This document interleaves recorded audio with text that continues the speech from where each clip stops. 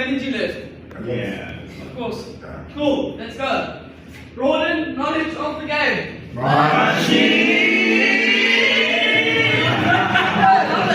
Love it if that's how we start. Perfect. Improve technical knowledge.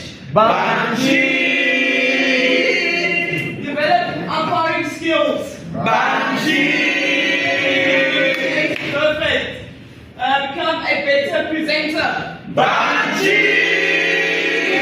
Yes. Sharpen communication skills. That's right.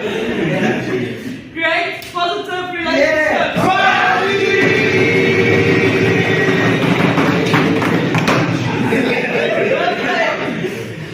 Equipped with tools and course materials.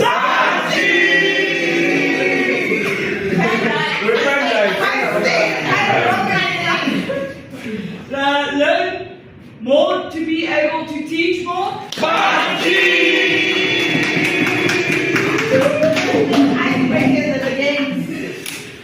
Grow mindset about cricket umpiring.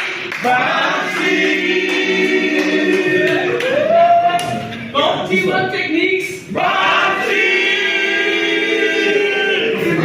So after today, learn how to impart knowledge.